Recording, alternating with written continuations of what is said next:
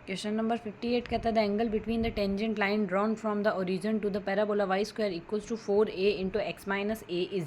हमें यहाँ से इसमें एंगल बताना है टेंजेंट लाइन का जो ओरिजन से पैराबोला पर ड्रॉ की गई है। तो यहाँ से अगर Y square equals to 4ax का कंपेरिजन, इस y square equals to 4ax minus 4a square लिख सकते हैं इसे। तो टेंजेंट लाइन की इक्वेशन होगी m into x minus a plus a upon M.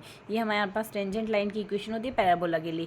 y equals to m into x minus a plus a upon m. यहाँ से value substitute कर देंगे, 0 0 से पास आउट हो रहा है तो x की वैल्यू 0 और y की वैल्यू 0 रखेंगे तो ये वैल्यू आ गई। इसको सिंप्लीफाई करेंगे तो m की वैल्यू प्लस माइनस 1 आ गई। टेन थीटा हम जानते हैं m1 minus m2 upon 1 plus m1 m2 आएगा। सिंप्लीफाई करेंगे, थीटा की वैल्यू आ गई पाई अपॉन 2।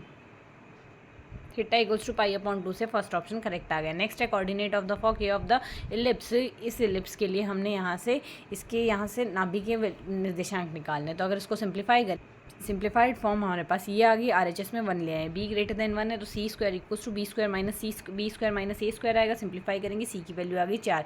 तो इसका जो केंद्र आएगा वो आएगा -1, -2। यहाँ से हमने सिंप्लीफाई करके देख लिया इक्वल्स टू 0 रख के। नाभि के नियतांक आएंगे h, k plus minus c। तो h, k plus minus c से वैल्यू आ गई -1, 2 और -1, -6। यहाँ से हमारा सेकंड ऑप्शन जो है वो इसके लिए करेक्ट आंसर बन गया है। नेक्स्ट क्वेश्चन कहता है if the sum of the intercept of the tangent line from the point, इस पॉइंट से हमारे पास इस पर टेंजेंट लाइन हमने बतानी है, उसके सम ऑफ इंटरसेप्ट क्या आएंगे। और अगर थीटा हमारे पास 0 से पाई अपॉन 2 है वो मिनिमम है, देन थीटा की वैल्यू हमारे पास क्या आएगी। Sum of the intercept of the tangent line from this point to this ellipse is minimum, then the value of theta is. तो यहाँ से हमारे पास इक्वेशन, टेंजेंट लाइन की इक्वेशन ये बन जाएगी यहाँ से x into x1 upon a square plus y into y1 upon b square equals to 1 आ गया। x इंटरसेप्ट में हमारे पास y की वैल्यू 0 आएगी तो x की वैल्यू हमने ये सिंप्लीफाई कर ली इस इक्वेशन। y इंटरसेप्ट में x की वैल्यू 0 आएगी, y की वैल्यू ये आ गई। सम ऑफ द इंटरसेप्ट हमारे पास यहाँ से ये बन गया। अब हमें कहा गया है ये थीटा में मिनिमम है तो यहाँ से थीटा के रेस्पेक्ट में डिफ्रेंशिएशन करके इक्वल्स टू 0 रख दिया। सिंप्लीफाई करेंगे, ये वैल्यू आ गई। टेन थीटा की वैल्यू 1/√3 आएगी। थीटा की वैल्यू पाई अपॉन 6 आ गई।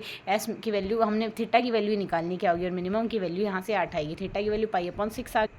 पाई अपॉन 6 से हमारा सेकंड ऑप्शन करेक्ट हो गया। नेक्स्ट है the equation of the asymptote of the hyperbola. इस हाइपरबोला की असिम्प्टोट की इक्वेशन बतानी है। तो यहाँ से x की अधिकतम घात है 1 का गुणांक आएगा हमारे पास y माइनस 3। x का अधिकतम घात के गुणांक को 0 के बराबर रख दो। सेम केस में y के अधिकतम घात के गुणांक को 0 के बराबर रख दो। तो ये दोनों वैल्यू आ गई, ये दोनों ही यहाँ से इसमें असिम्प्टोट की इक्वेशन होगी। तो इससे हमारा कौन सा ऑप्शन करेक्ट हो गया, यहाँ से इसके लिए हमारा थर्ड ऑप्शन यहाँ से करेक्ट आंसर है।